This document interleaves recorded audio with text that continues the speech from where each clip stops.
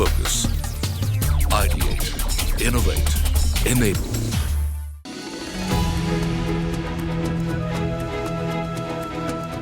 MCX, IPF and CNBC आवाज present Commodities पर बातचीत। नमस्कार, CNBC आवाज और MCX IPF की पेशकश कमोडिटीज पर बातचीत में आपका स्वागत है। सीरीज की शुरुआत हम यहाँ पर आज बेस मेटल्स के साथ करेंगे, जहाँ पर बहुत ज़्यादा उठापटक इस साल में देखने को मिली है। फिर चाहे वो चीन की तरफ से फैक्टर्स हों, रशिया या यूक्रेन की तरफ से हों, रिसेशन, इंटरेस्ट रेट में बढ़त, और इसके बावजूद जिस तरह की मूवमेंट हमने यहाँ पर आते हुए देखी है, हेजिंग आपके लिए कितनी इंपॉर्टेंट है, कैसे आप यहाँ पर प्राइस डिस्कवरी को देखते हैं और कैसे भारतीय बाजारों में हम यहाँ पर इसे इकोनॉमी में यूज़ कर सकते हैं। इन सब पर और काफ़ी चीज़ें हम बात करेंगे। हमारे साथ जुड़ रहे हैं चित्रांजन रेगे, जो हेड बेस मेटल्स हैं MCX की तरफ से, अनीश शाह है डायरेक्टर JSK इंडस्ट्रीज से, अनुज बारेजा जुड़ेंगे हमारे साथ जो कंट्री हेड है सोरेन कॉर्पोरेशन के, और हमारे साथ हैं संतोष कुमार जो चीफ मार्केटिंग ऑफिसर है वेदांता कॉर्प के।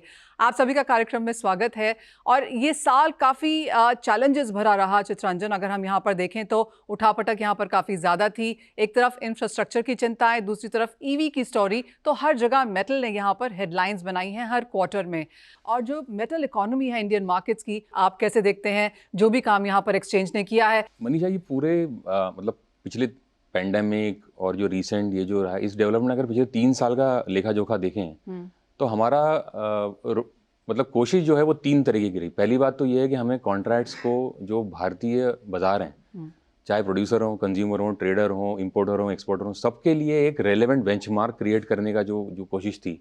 तो पहले तो हमने कॉन्ट्रैक्ट्स को डिलीवरी में तब्दील किया। उसके बाद कोशिश ये थी कि सिंगल डिलीवरी सेंटर से हम इसको पैन इंडिया करें।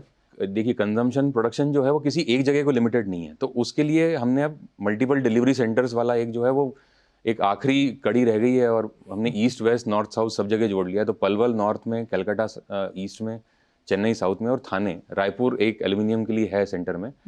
तो ये दूसरा योगदान था। तीसरा जो सबसे महत्वपूर्ण था कि ब्रांडेड मेटल के अलावा हम लोकल इंडस्ट्री, लोकल कंजम्पशन के चलते जो लोकल माल है हम उसको कैसे जोड़ सकें, हमारा कोशिश थी। तो रिफाइंड लेड में जो ब्रांडिंग का, जो हमने पहले ग्रेड को आइडेंटिफाई किया, ग्रेड को लिस्ट किया BIS में, और फाइनली उसके तहत ब्रांडिंग का काम चालू किया है। तो हमने 3 ब्रांड्स ऑलरेडी लिस्ट किए हैं। उसका भी तात्पर्य ये था कि उन लोगों का भी प्राइस रेफरेंसिंग, जो रीसेल मार्केट है, जो बैटरी मार्केट है, उसका रेफरेंसिंग प्राइस डिस्कवरी से साथ जुड़े।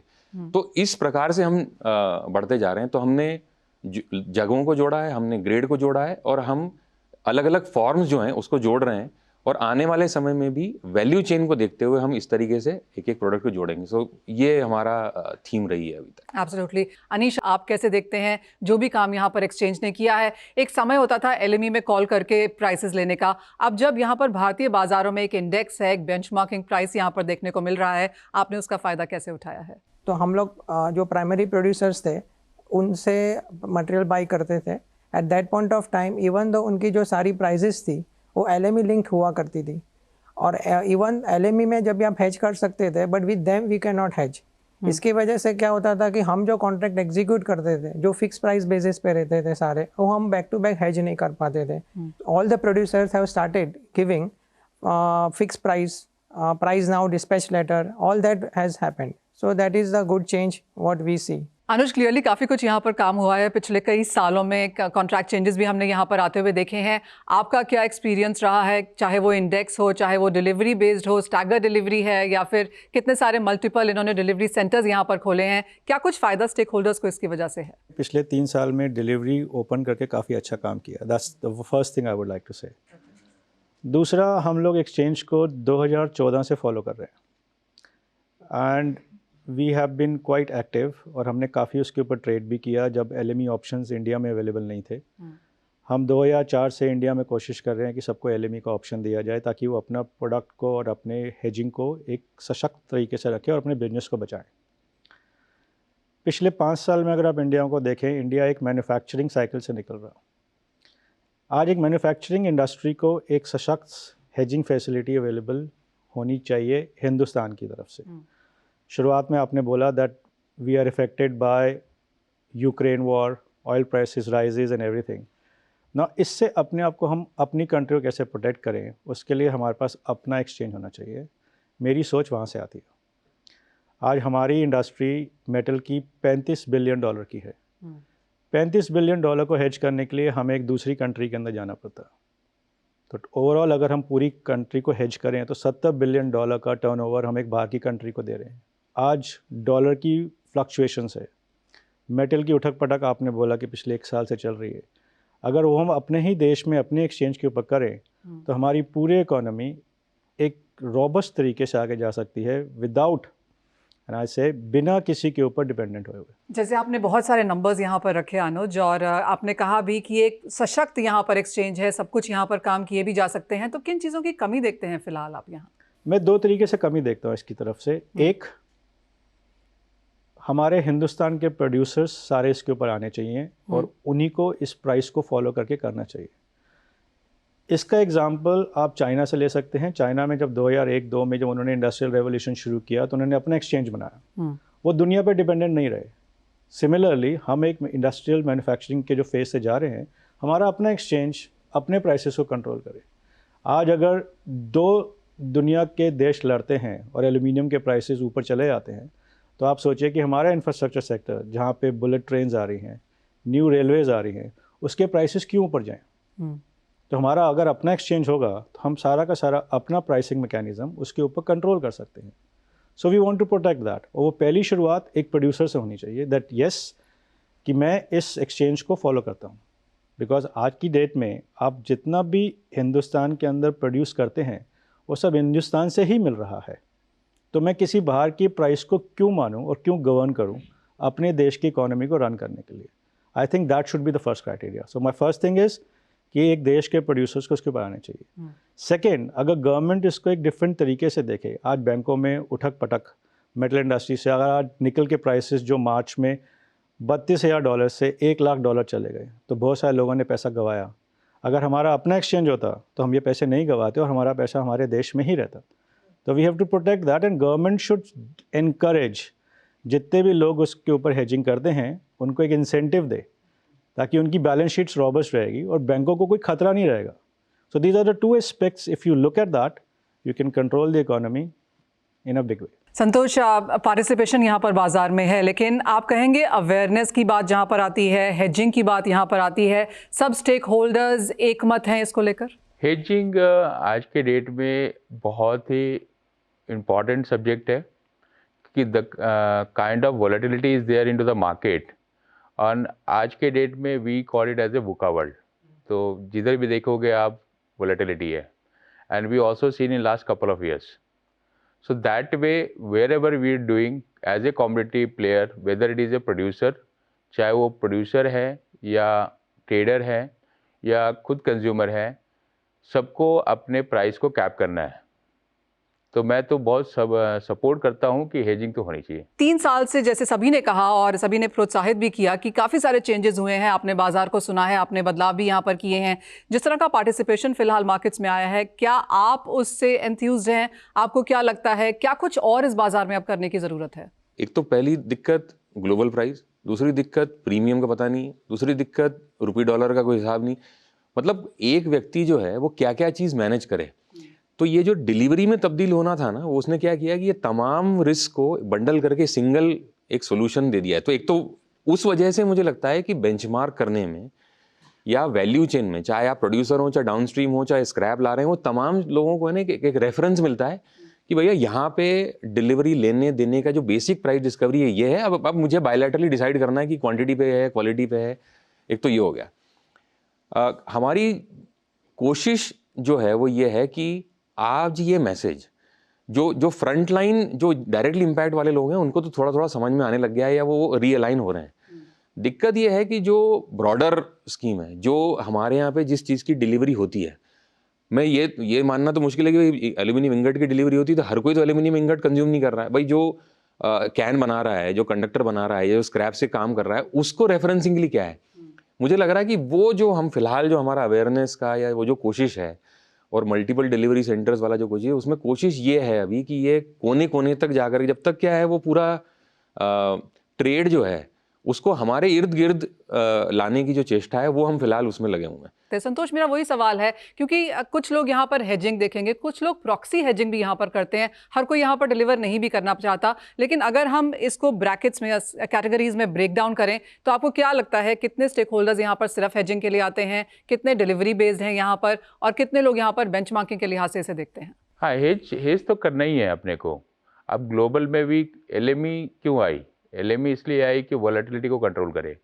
एसएचएपी आई, चाइनीज़ ने लेकर आया था अर्ली 2000 में, उसका भी यही था कि मार्केट के वॉलेटिलिटी को कंट्रोल करेंगे। COMEX is also following the same.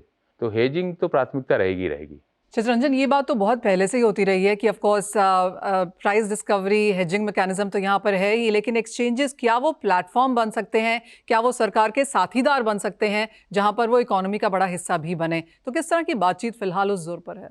कुछ चीज़ें जो मायने रखती हैं। पहली बात तो यह है कि जैसे एग्जाम्पल के तौर पे लेते हैं कि एल्यूमिनियम इंगट्स की डिलीवरी या हमारे यहाँ पे कॉपर कैथोड्स की डिलीवरी होती है, वो है ना एक शुरुआत है। वहाँ से वैल्यू एडिशन के इतने दौर चलते हैं और इतनी एंटिटीज़ उसमें जुड़ती हैं कि सबके लिए अलग अलग प्रोडक्ट लिस्ट कर पाना, मतलब कहना आसान है but it becomes very impractical. तो हमारी कोशिश ये रहेगी कि अगर वैल्यू चेन में 15 नोड्स हैं तो उसमें से 2 या 3 जो सही नोड्स हैं उनको आइडेंटिफाई करके लिस्ट किया जाए। तो मतलब हमको फीडबैक मिलता ही है। जैसे कॉपर कैथोड्स की बात हो तो बाजार ये बोलता रहा है, रेकमेंड करता रहा है कि आप कंटिन्यूस कास्ट रॉड, जो सीसी रॉड हम कहते हैं, जो जिसका कंजम्पशन का इंडिया बहुत बड़ा मार्केट है, आप उसको भी लिस्ट करिए। तो कोशिशें हैं ना। पहले हम एक मर्तबा मतलब ये जो मल्टीपल डिलीवरी सेंटर, जीएसटी, तमाम चीज़ों को लेकर के हमने एक पहली पायदान पार करी है, तो बाकी चीज़ भी एजेंडा में है ही।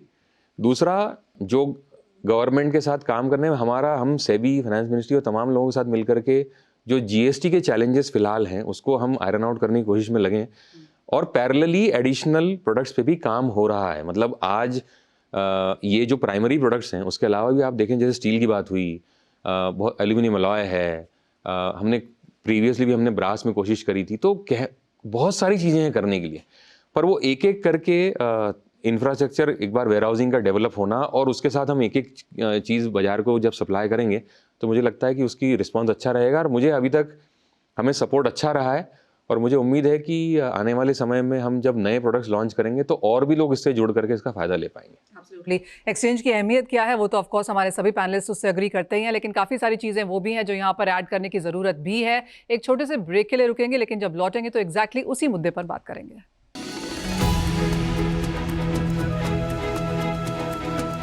MCX, IPF and CNBC आवाज present Commodities पर बातचीत।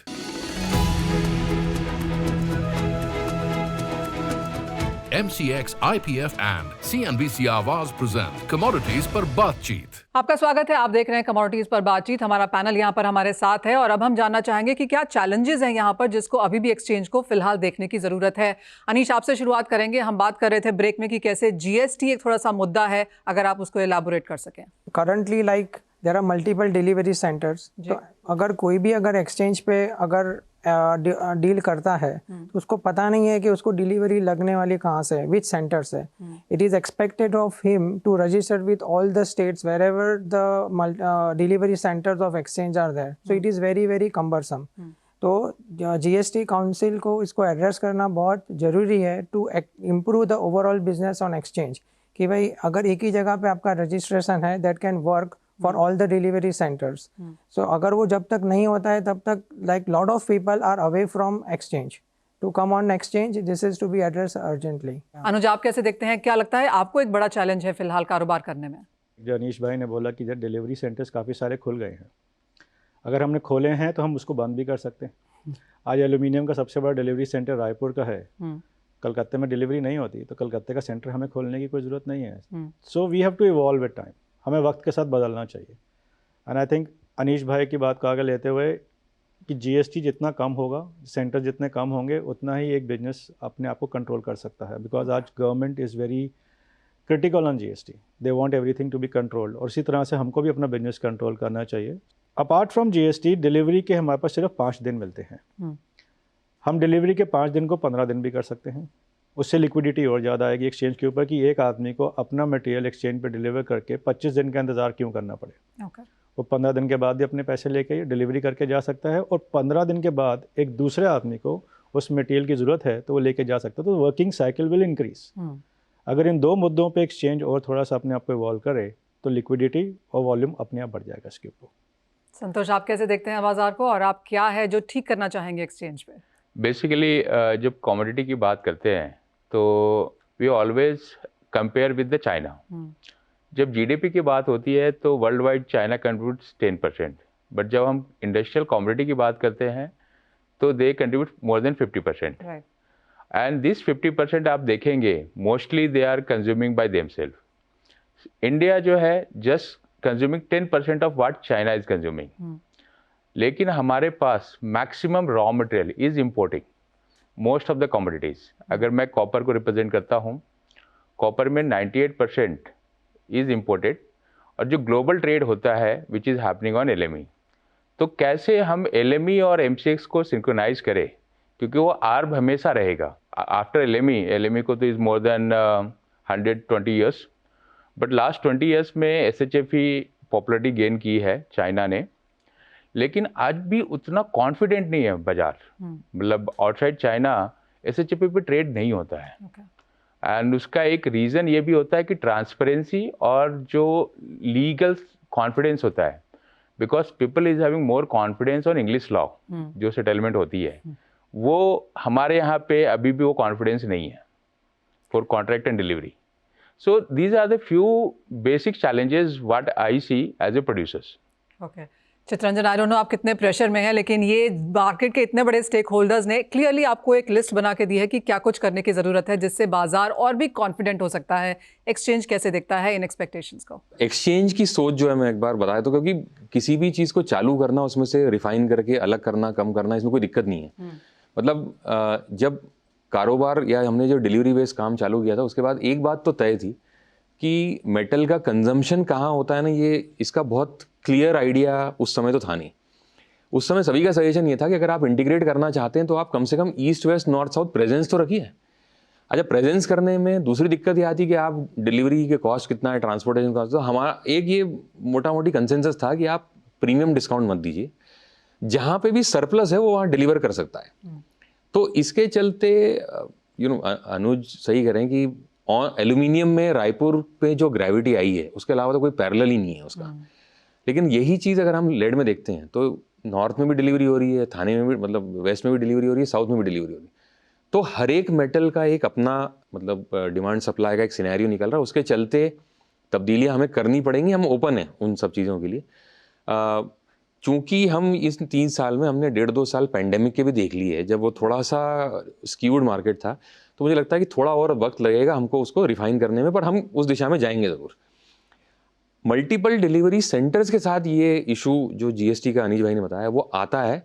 उसमें चैलेंज ये है कि जहाँ जहाँ पे जिस भी स्टेट में डिलीवरी सेंटर है, वहाँ पे अगर सीमलेस तरीके से अगर GST का क्रेडिट अगर मिले तो उसके लिए प्रिफर्ड तरीका ये है कि लोकल रजिस्ट्रेशन किया जाए, और लोकल रजिस्ट्रेशन फिर कंप्लायंसेस वगैरह तमाम चीज़ें आती हैं, तो वो 4-5 डिलीवरी सेंटर्स में या वो स्टेट्स में रजिस्ट्रेशन लेना पड़ता है। ये एडवाइजरी है, ये IGST में भी काम होता है, पर वो मतलब कह पाना कॉन्फिडेंस कैसे होगा कि नहीं होगा। तो हम सबकी सलाह ये है कि भाई आपने इसको लेकर के हमने सेबी, फाइनेंस मिनिस्ट्री और GST काउंसिल में रिप्रेजेंटेशन और हमें एक्सप्लेनेशन दिया है, और सी दे आर लिसनिंग। पॉइंट ये है कि मेरे पास विजिबिलिटी नहीं है कि कब क्या कैसे हो सकता है या क्या सोल्यूशन निकलेगा, पर मुझे लगता है कि लेकिन उसके होने के पहले अगर एक मोटा मोटी हमें प्रोडक्ट एडवाइजरी कमिटीज़ में या बाजार से हमें ये फीडबैक आता है कि हाँ ये एटलीस्ट इस मेटल में बाकी डिलीवरी सेंटर्स की ज़रूरत नहीं, तो उसको टोन डाउन किया जाए, ये चीज़ें हम डेफिनेटली तब्दील कर सकते हैं और प्रोग्रेसिवली होंगी।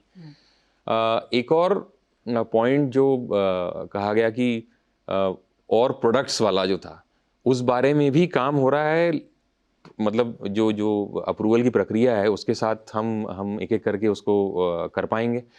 और मुझे लगता है कि एक जो पूरा इकोसिस्टम है जिसमें ट्रेडर्स भी जुड़े हैं और प्रोड्यूसर भी जुड़े हैं, वो अगर हमारे साथ मिलके काम करें और हमारा संदेश अगर बाजार तक पहुंचाएंगे, तो मुझे लगता है ये तब्दीली का जो स्पीड है वो काफ़ी तेज़ हो जाएगी। तो उसमें तो हम सबके साथ मिलकर काम करेंगे। सब मिलकर ही काम कर रहे हैं, और जिस तरह के सजेशंस यहाँ पर देखने को मिले हैं, ऑफ कोर्स काफ़ी सारे पॉजिटिव हैं, जैसे आपने कहा क्रांतिकारी हैं, और अगर ये हो जाए तो क्लियरली एक क्रांतिकारी मतलब जैसे अनुज का वो जो पॉइंट था सी क्या था, जब तब्दीली हुई थी ना, तब है ना डिलीवरी ऑन एक्सपायरी था, मतलब एक सिंगल डे था। फिर एक प्रावधान आया कि उसको स्टैगर्ड डिलीवरी पीरियड 5 दिन का मिनिमम रखा जाए। तो अनुज का जो पर्सपेक्टिव है उनका ये कहना है कि अगर हम इसका पीरियड बढ़ा दें, अगर हम 10 दिन करते हैं, 15 दिन करते हैं, तो हाजिर को उसमें ट्रांजैक्ट करने के लिए, डिलीवरी करने के लिए फ्लेक्सिबिलिटी मिलती है। सो ये भी एक सोच है। सिर्फ प्रैक्टिकली अगर जब तक ये डिस्कशन नहीं था मुझे ऐसा लगता नहीं था, मुझे ये लगता था कि 4-5 दिन ज़्यादा हैं, कम हैं, या इसको किस तरीके से करें कि फिजिकल मार्केट को भी इन्वॉल्व रखना है, उनको भी इंटरेस्ट बढ़ाना है, और जो दूसरी साइड है जो जोखिम लेने के लिए तैयार है, रिटेल और एचएनआई, इनका इंटरेस्ट बरकरार कैसे रहे ये भी देखना है। तो ये कहीं ना कहीं ब्रेक इवन आएगा, तो उस बारे में कुछ ना कुछ हम सोल्यूशन लेके आएंगे। ऑफ कोर्स यहाँ पर एक्सचेंज के जो रिस्पॉन्सिबिलिटीज़ हैं काफ़ी बड़ी हो जाती हैं, उनको पूरे इकोसिस्टम को यहाँ पर देखना होता है। लेकिन मेटल्स एक बहुत इंपॉर्टेंट मुद्दा है और बहुत इंपॉर्टेंट स्टेक होल्डर्स आज यहाँ पर हमारे साथ इस कार्यक्रम में जुड़े हैं। बहुत शुक्रिया आप सबका, वो सारी अपॉर्चुनिटीज़, चैलेंजेस हमारे साथ डिस्कस करने के लिए, हमारे व्यूअर्स को भी दर्शाने के लिए कि क्या कुछ यहाँ पर किया जा सकता है, कैसे वो यहाँ पर प्राइस डिस्कवरी और हेजिंग मैकेनिज्म को देख सकते हैं। बहुत शुक्रिया अगेन इस कार्यक्रम का हिस्सा बनने के लिए। इसी के साथ मुझे भी दीजिए इजाज़त, लेकिन आप बने रहिए हमारे साथ CNBC आवाज़ पर।